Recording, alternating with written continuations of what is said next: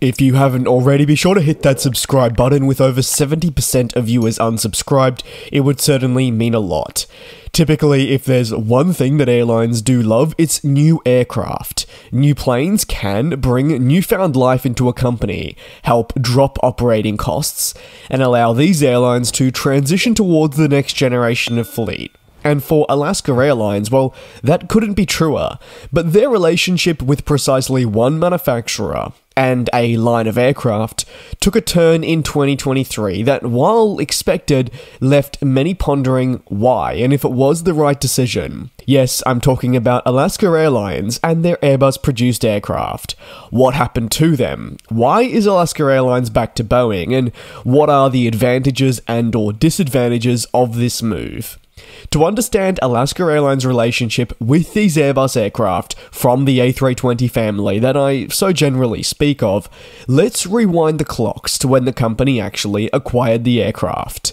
First and foremost, what is very important to understand is the airline did not acquire these aircraft through orders placed by themselves and thus, say, delivered through the plane maker like any typical airline. No, the Airbus-produced planes were taken on following a merger with none other than Virgin America, probably a name you haven't heard for some time, but one that'll no doubt bring some memories and nostalgia, that is for sure.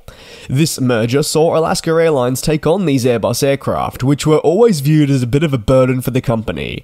They never really thoroughly looked comfortable with them, and as a result, when the 2020 announcement came around that they would remove the Airbus-powered planes, it was primarily viewed that the pandemic, which was, as we know, taking place at the same time, was seen as an opportunity for them to offload a plane that they ideally would have never had for much longer. So, therefore, you'd imagine that the pandemic and drop in demand really gave them that out that they were looking for. Typically, aircraft acquisitions during a merger can be one of the more tricky parts, and it must be said that these airlines will always deal with an aircraft surplus to their requirements.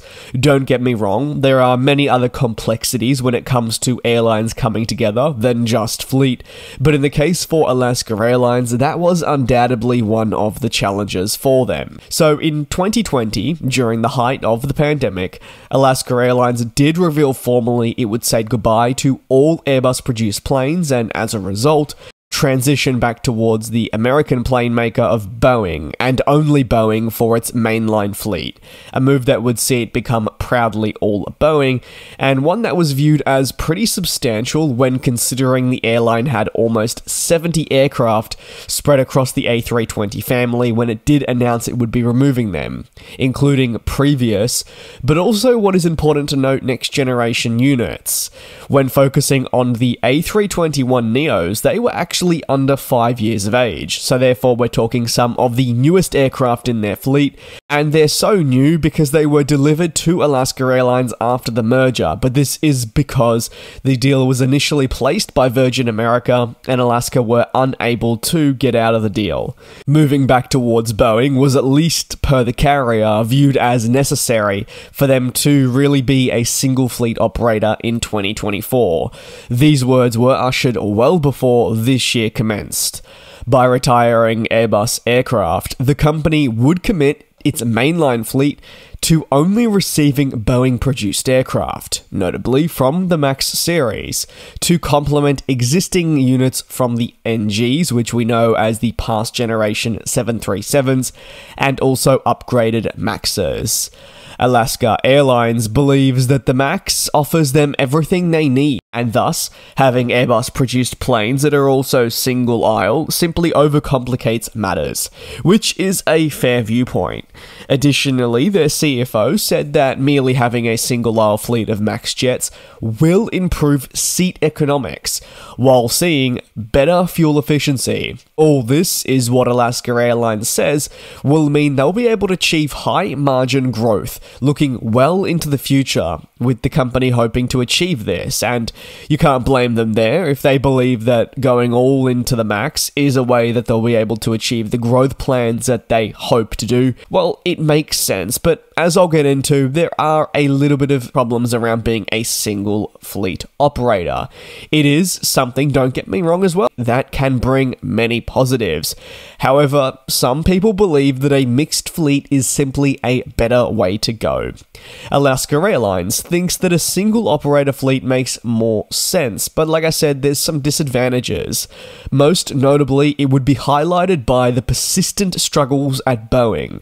So if you are an airline relying on one product from a company, obtains risks if something goes wrong with that said product, and that is all you depend on. In these circumstances, it is unfortunate that it is the 737 series that is the very example therefore affecting Alaska Airlines, but it could be an airline relying on, say, the A350 or maybe the 787-2. It doesn't just have to be the 737, we know that is the case though.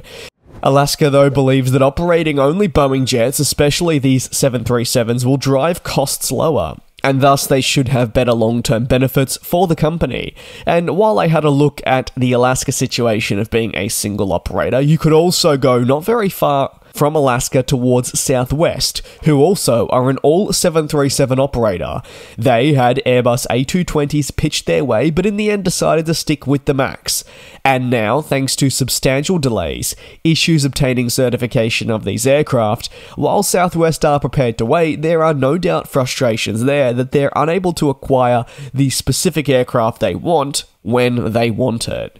The A321neos did head back towards American Airlines after their retirement, which, at the end of the day, you can say makes sense. Alaska got rid of an aircraft they didn't want, and American Airlines, a company that not just loves this aircraft series, but has also made a mixed fleet work and work very well too, got more units that were relatively young. Looking ahead, a recent tie-up with Hawaiian certainly shocked the industry from a perspective of Alaska. If approved, we will see new Airbus A321neos join the picture again. Many have a little chuckle at this, given Alaska's not precisely maybe the most fond of this aircraft, but time will tell how they will deal with this addition. Again, if that deal can even be approved, but Alaska Airlines are certainly moving forward with the hope that they'll be able to add Hawaiian Airlines to their broader group. Their fleet plan will always remain a focus, and Alaska's future industry movements, in my opinion at least, and I think you could probably agree, will be watched closely and also studied. That is because they're looking to tie up a major deal with an airline, but even just looking at it from a standpoint of the decision to remove the A321neos certainly left many questioning. And we've definitely had people with mixed opinions, but Alaska has always stood firm on one thing. They believe it was the right decision for them, and at the end of the day, while there are going to be challenges that will come with it, if they think that the overarching long-term benefits are present through this decision, then they're going to make it. I also know that there is a lot of mixed opinions on such a deal, so I'd love to hear your opinion down below in the comments. Do you personally think that Alaska Airlines removing all Airbus-produced aircraft was the right decision? Or do you believe they would have been better off with a mixed fleet and using the advantages of the A321neos that were very young for a little bit longer? Let me know down below in the comments. Thank you so much for tuning into this video here on GlobeTrotting. If you are new, be sure to hit that subscribe button, stay tuned for more analysis, and I'll see you next time.